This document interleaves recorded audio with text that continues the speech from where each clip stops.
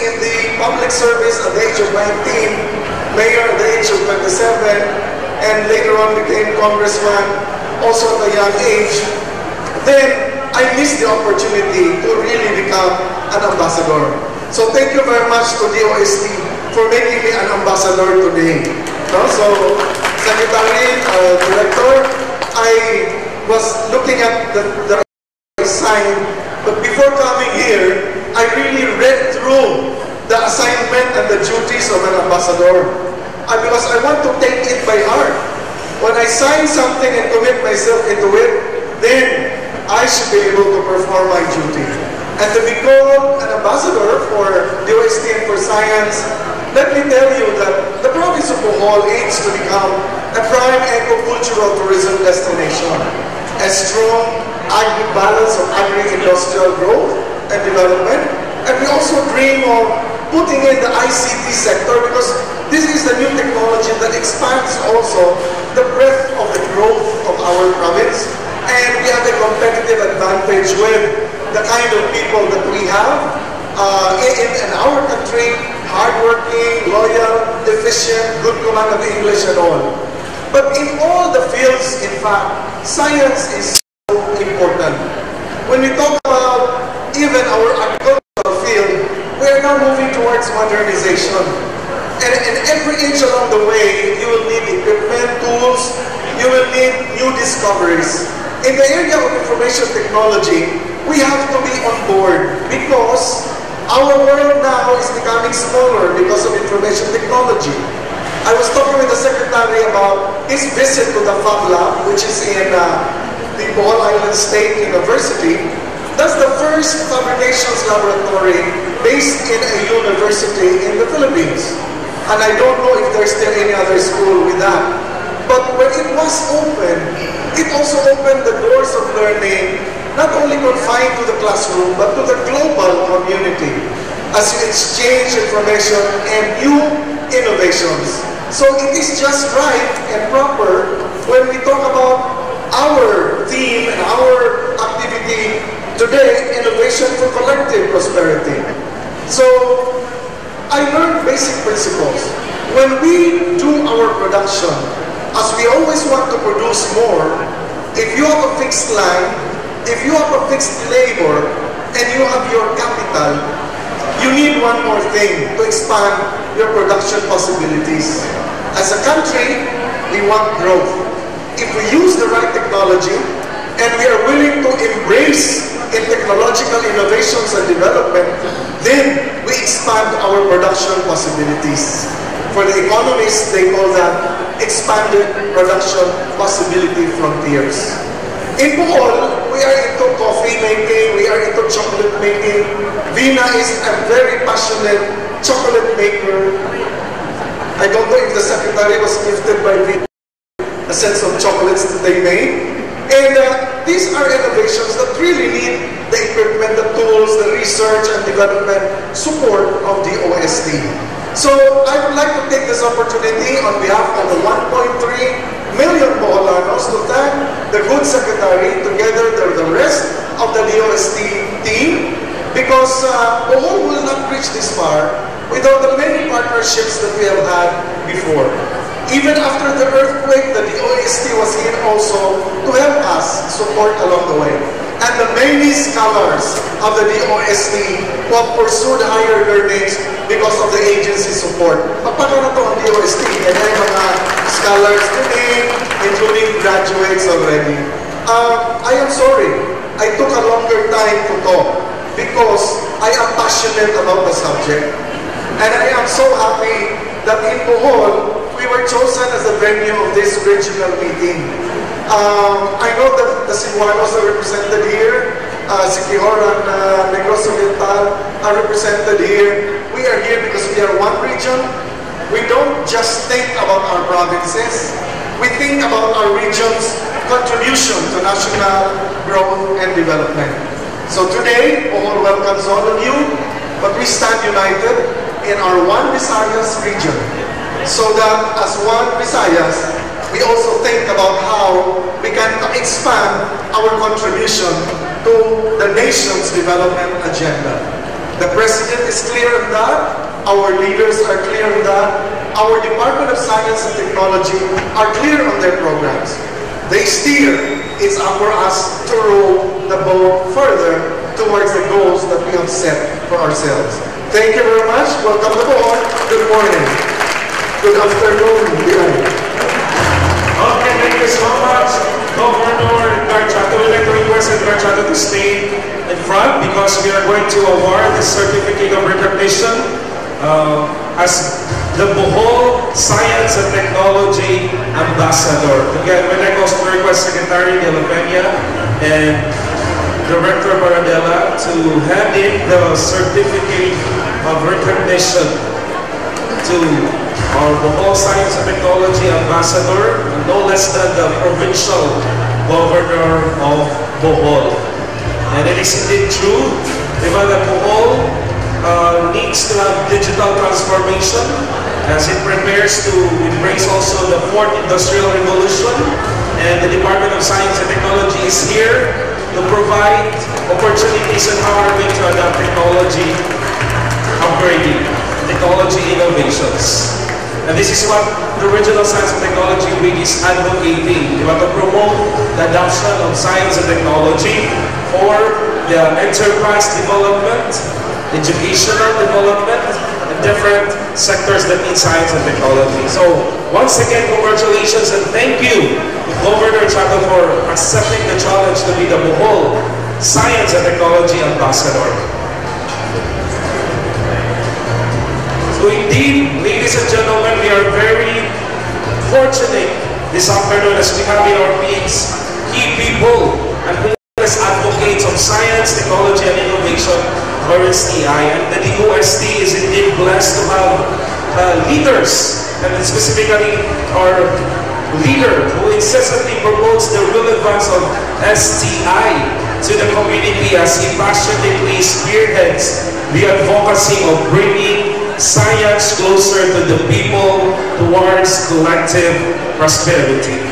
So at this point, ladies and gentlemen, let us all welcome the Honorable Secretary of the Department of Science and Technology, Secretary Fortunato De La Peña, for his message.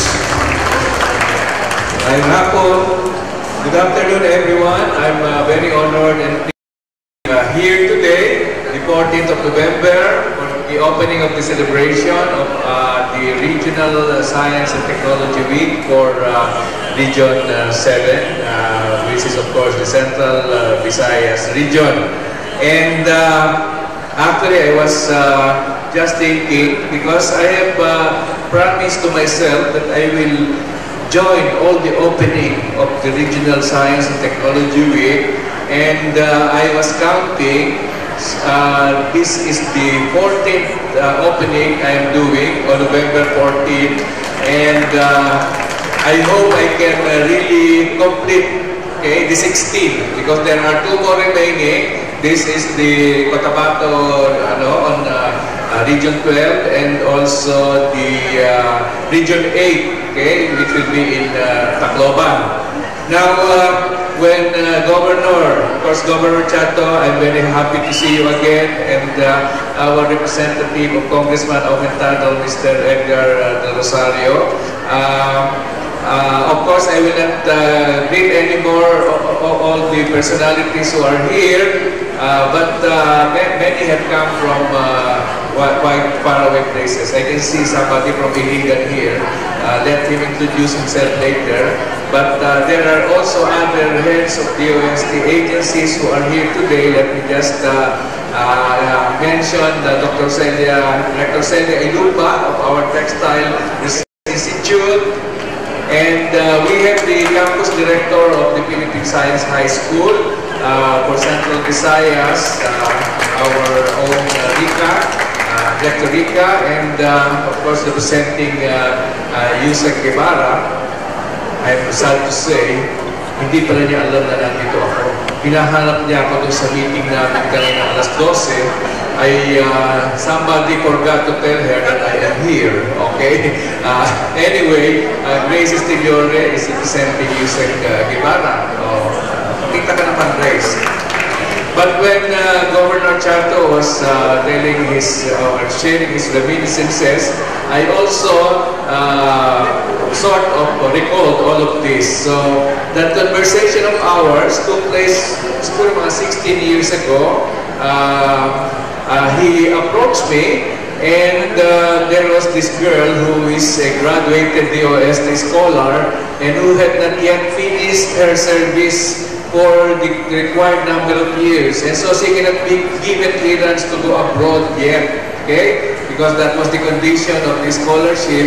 You had to serve in the country first for the number of years that you were a scholar. But this girl was awarded, soon to be awarded a Fulbright scholarship, and she cannot be given clearance to leave. So, nag-usap na lang kami ni Governor Chato. Sabi ko, Governor Chato, pag hindi bumalik yan, yung titulo ng bahay mo, kailangan ibigay mo sa amin.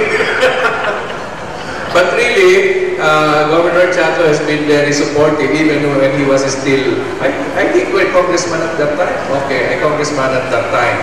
Now, let me go through my reminiscences also. My first trip to Bohol was sometime in 1983, 82, I think. We were looking for what we were thinking of business incubators to be set up. These are technology business incubators. And somebody had this bright idea that the incubators need not be in the air-conditioned offices or nice buildings, but it can also be out in the field. And so the consultant, the proponent, told us, why don't we look into the possibility of having a business incubator for aquaculture in Calape, Bohol, because there is already an operations there by the Department of Agriculture, and it should benefit our local people, okay? Because they already had breeding, okay, of bangos in that area. So I remember I went to Cebu. I traveled with the director Rstw Almase. Okay, we took the boat from Cebu and traveled up to Tubigon. I still remember it was only 50 pesos. Yung pamasahe dun sa boat. Of course, it was not air-conditioned, it was not comfortable at all, but I was really, I enjoyed the trip, okay? Which took about 3 hours, if I recall, from Bohol to Tubigon. And then from there, we traveled from Tubigon to Calape. The roads were not yet that nice, no? So, maalikabok pa. And of course, we saw the place. It really was a good place to, shall we say, to help the people because of this breeding stations of the Department of Agriculture. But somehow, the negotiations with the private sector did not go well, so it did not materialize. But I understand it is still operating in Calape. Then I had a chance, and I'm telling our director here for the Textile Research Institute that my other trips here had something to do with textile and weaving, because Bohol had many small, clusters of weavers, and there was this businessman. I'm sure he has passed away because that was a long time ago. Mr. Bompa, I remember his name. He was so eager to put up a sericulture farm so that silk can be produced somewhere in either in Baclaw or Dawis. And we went there. Initially, he asked for training young weavers because he said the weavers are very old already and we need to train younger ones. He even showed me some weavers in Lila who were very old already. And so he started planting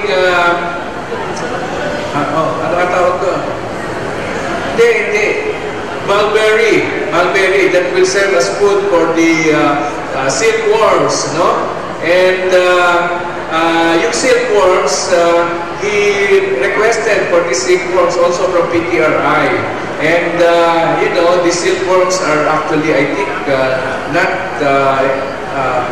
endemic to the Philippines. They were also imported. And so they were very sensitive to temperature conditions, you know. And I remember Mr. Bompat had even an air-conditioned room for the silkworms. But, you know, after that, you know, my career was sometimes I'm in UP, sometimes I'm in DOST, so hindi ko na na-follow up yun. But after that, my visits here had something to do with our assistance to small enterprises already, and even up to now, I think Bina is now in charge. No, we are continuously assisting small and medium enterprises in the province through our programs like the Small Enterprise Technology Upgrading Program. Now, there are some tawag dito, a few pieces of information that may not be known to the younger Boholanos who are here. I do remember two UP presidents coming from Bohol. I don't know if there are more than two, but President Cinco was the president before I became a freshman at UP.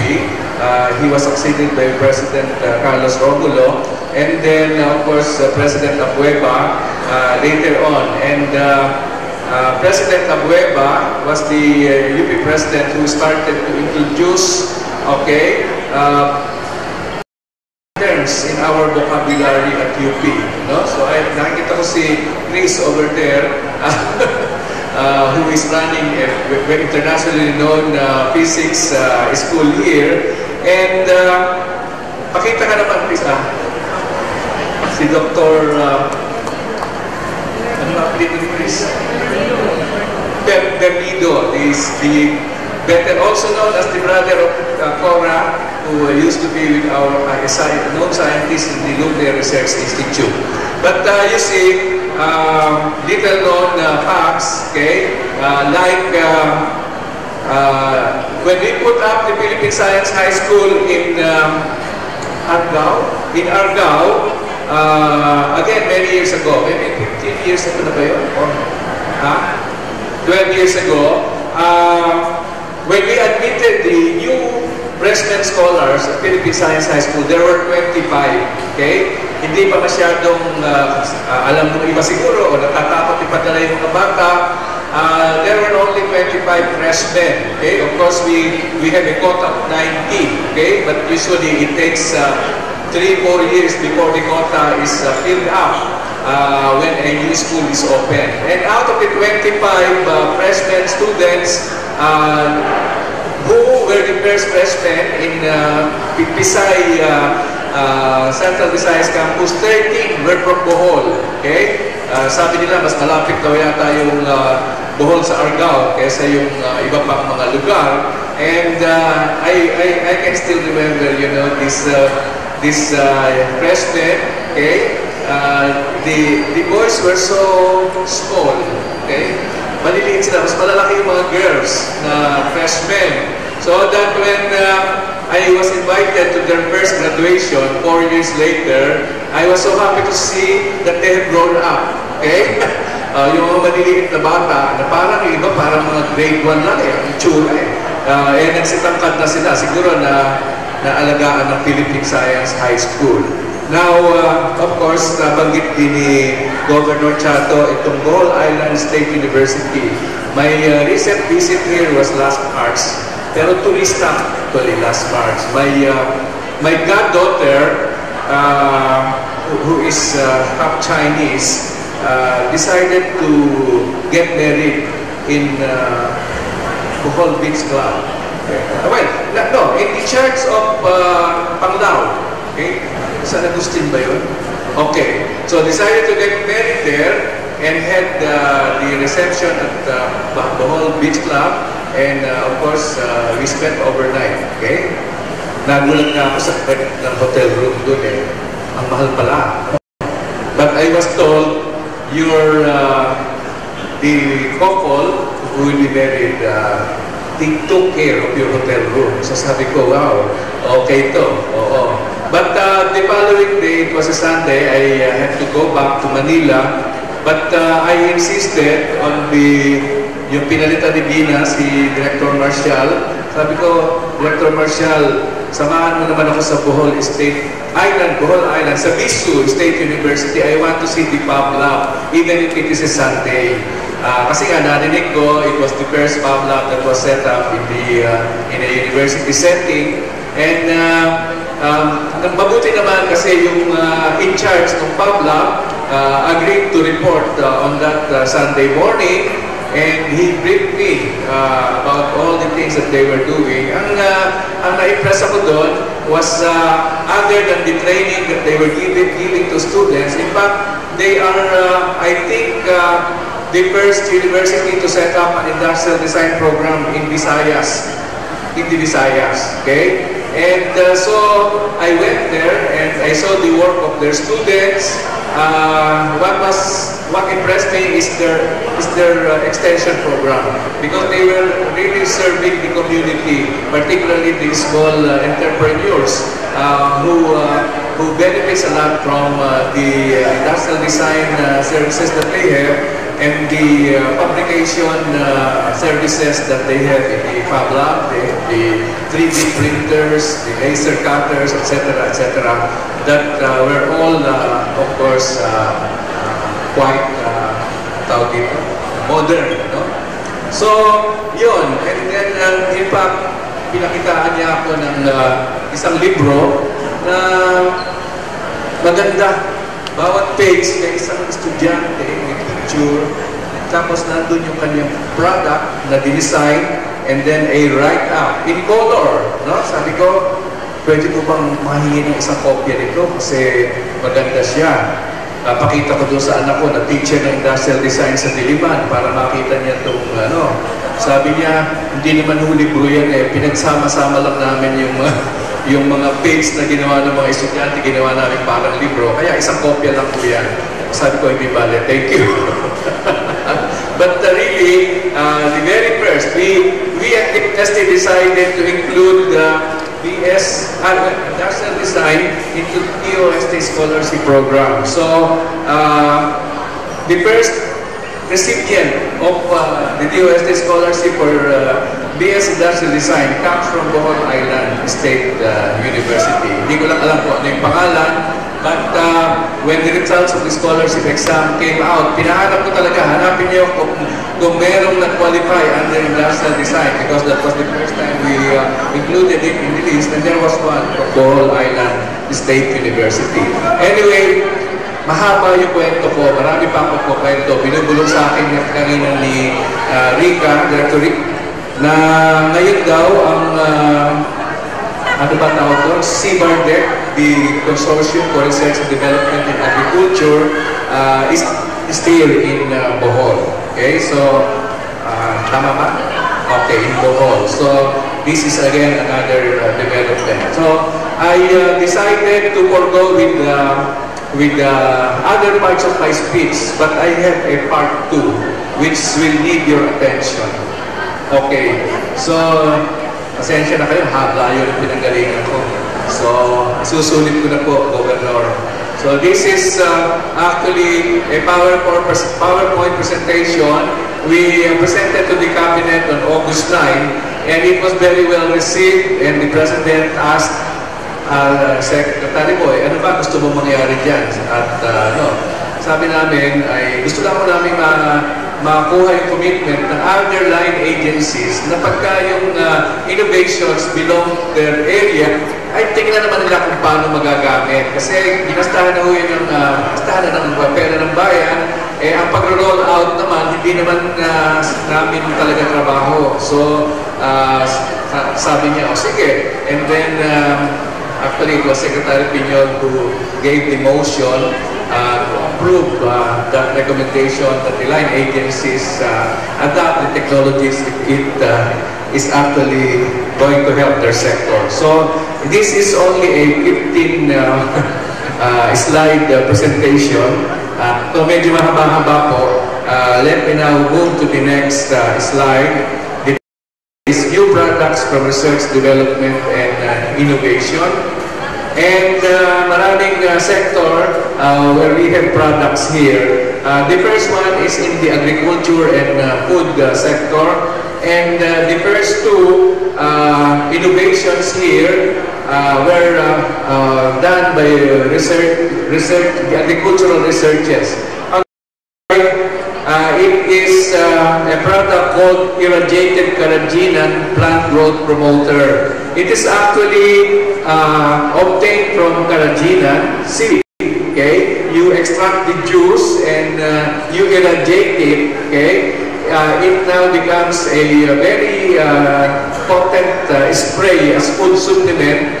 And the results of our field testing show that for the rice, the yield was ranging from a 50 to 40% increase, while for bongo, the yield increased on the average 33%. So we already have commercial adapters. They will be the ones producing it and selling. Now, the other one is a slow-release fertilizer for corn and sugar cane. I don't know whether there is corn or sugar cane in Bohol, but you know the importance of slow-release fertilizer is that it reduces the cost because the release, okay, of the nutrients is actually on a slower, okay, more regular release rather than applying it at one time and then it gets washed away. Okay. The next slide has something to do with feeds.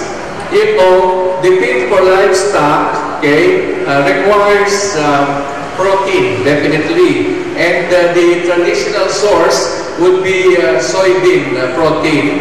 And the feed, actually, the soybean meal actually contains something like 46% protein. Now, this research has shown that copra meal, okay, which normally is already a waste, okay, can be fermented through solid state fermentation, and you increase the protein content of the copra meal to about 36 to 46% crude protein. So that would be a very viable alternative to soybean-based protein, particularly for livestock feed. The next slide is a collection of various programs that we have, wherein certain technologies have been developed. Okay, for example, let me just start with the one at the bottom, the coconut somatic embryogenesis technology. It's not exactly an original discovery here because other countries like Mexico had already developed the technology, but they were not willing to share. Okay, so we organized a program led by the Philippine Coconut Authority. The funding came from DOST. They had two centers of PCA, one in Zamboanga and one in Bicol, and three universities who participated: UP Los Baños, Visayas State University, and yung pangatlo I think UP Mindanao, if I'm not mistaken. Now, the technology will enable us to get more planting materials out of one coconut. One coconut. Okay. In the usual way, we have one coconut, let it mature, and a seedling, okay, comes out of it. There is a leaf coming out. After a few weeks, pwede mo nang itanim. One planting material per coconut. In this particular technology, we get tissues, okay, the so-called colloid, and then it transforms into a somatic embryo, a shootlet, and then eventually a plantlet. Okay? So, the different centers or universities doing the research have actually achieved different numbers. UP Los Baños has produced already 340 plantlets out of one coconut. Okay? Philippine Coconut Authority has produced more than 200, and the others are still below the 100 level. But you can just imagine producing 200 plantlets of coconut as compared to 1. Okay? But there is also a disadvantage because the 1 plantlet coconut, that is very fast. Within a few weeks, nandiyan na yan. For farmers, okay, to plant and to determine what kind of inputs they will use. So, for example, with the instruments that they have developed, you can easily determine how much water will really be required given a certain soil condition and how much or what kind of nutrients will be needed if you will plant in it a particular crop. You can also see, for example, through the color of its leaves later on, if a particular kind of pest has already invaded,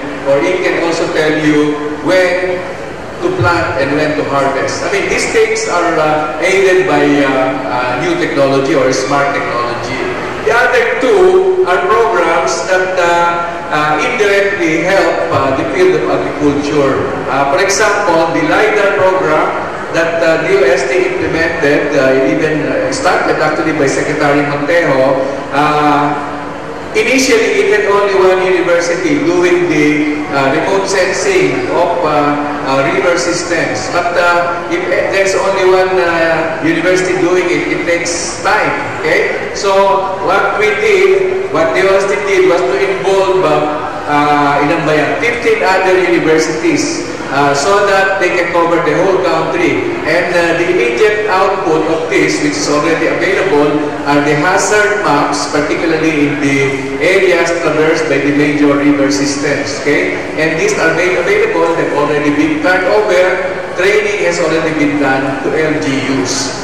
Now, so makakatulong siya dahil in agriculture, you will be will benefit if you know which areas are often visited by or which are disaster prone, and that will help you determine whether you will plant there or what kind of crops you will have there.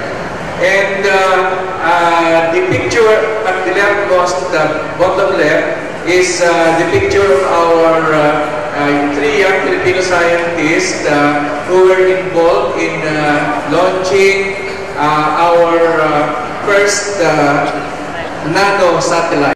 This is the nano satellite, 10 centimeters on each side, a cube satellite, and it joined 2 other nano satellites from Malaysia and Bhutan. It was launched into space last August 10 and is now sending images, okay, that are interpreted and distributed locally. But this is of course one of 3 satellites that we have already launched. Diwata 1 was launched in April 2016 and Diwata 2 was launched last October 29. Okay? The second version much improved than the first one, and we really plan to have a third microsatellite with much improved features, and hopefully while our Diwata 2 was already developed, designed, and put up by Filipino scholars in Japan, we hope that the third one will already be put up here in the Philippines and already using some local components. So it helps because it monitors the condition of the environment. It tells us the condition of crops, for example. Maya 1, for example, revolves around the earth 4 to 5 times a day. And pag natapat siya sa Pilipinas, makapadala siya ng image, okay? Depende kung ano yung natapatan niya, it can either be something that will help DA, something that can help DEFR, something that can help the DND, okay, depending on images that are taken. The next slide is still on aquaculture naman, and on the left side is a very simple technology, the long line method of growing mussels, okay? Yung tahong, we have been used, lalo na doon sa gawing Cavite and Bulacan. Ito po ay nagtatanim tayo ng mga bamboo poles, okay? At yung mga binhi ay doon kumakapit at nagiging full-grown mussels or tahong. So our researchers develop an alternative method ay naka-long line, parang po siyang sampayan, dyan kumakapit, and they were able to identify places in the country where we have very good stock of itong na nagiging tahong. Ano?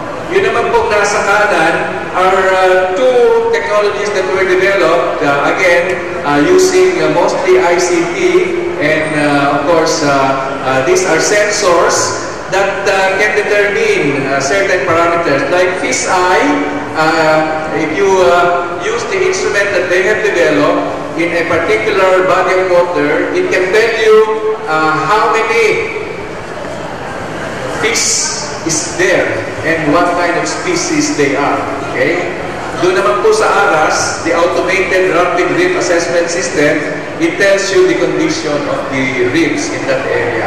So, very useful particularly for our line agencies or local government units that are monitoring their water bodies.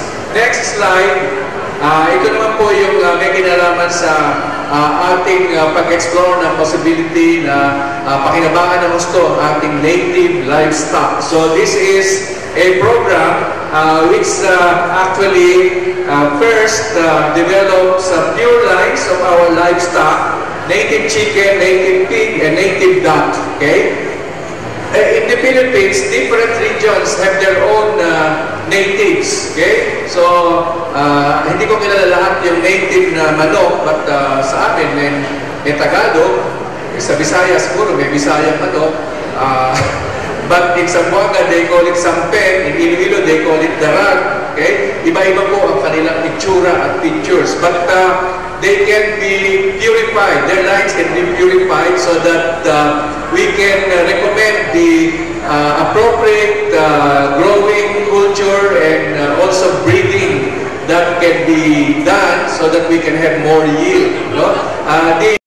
The basic idea here is that our native livestock are more resilient. Okay? So sila po kahit medyo nagbagyuhan at nagbahaan, after the extreme event, andyan pa rin sila, lalabas pa rin sila. No?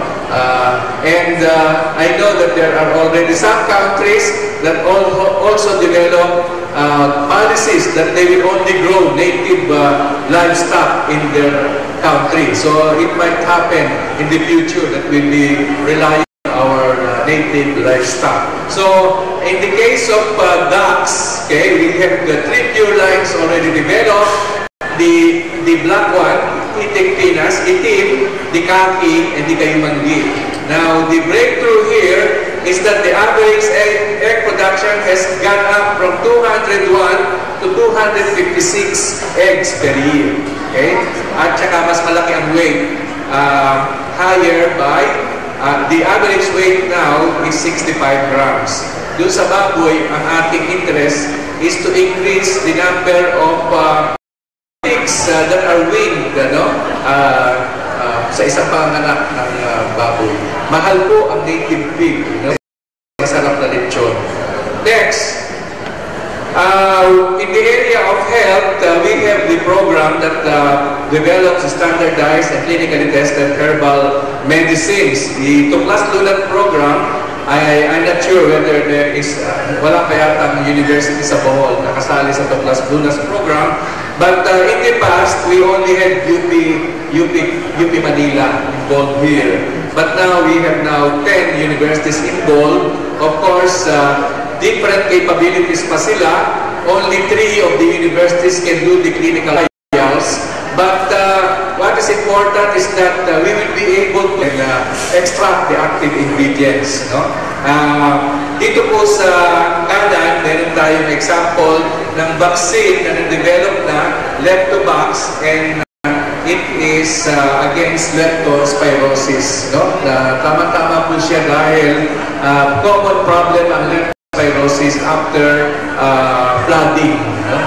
Next slide. Now we are in item 6 is the medical implant, another breakthrough which was supported by government, by DOST. It is a total knee replacement system that is specifically designed for the Asian population. Kung hindi po nyo alam pa, yung size at korte ng tuhod ng mga Amerikano ay iba kaysa sa korte at size ng tuhod ng mga Asians, no? Kaya pagka nagpa-knee replacement ka at yun ay important, hindi pa yun kinakabit agad. Meron pang mga babawasan pa yun at iibahin pa yung korte. Kaya napapamahal. But this one is already designed for the Asian knee and very affordable. And it is also leading to faster recovery. No? Pagkaraan lang ng 2 linggo, pwede ka na mag-ballroom. Okay. Next slide. Ito po yung nanalo recently sa Geneva. Noong April 11 to 15, we were invited to send exhibits and products to compete in Geneva, okay, under the auspices of the World Intellectual Property Organization. Medyo mahal po magpadala ng entries doon. Siyempre, papadala mo yung taong naka-invento at saka yung kanyang invention.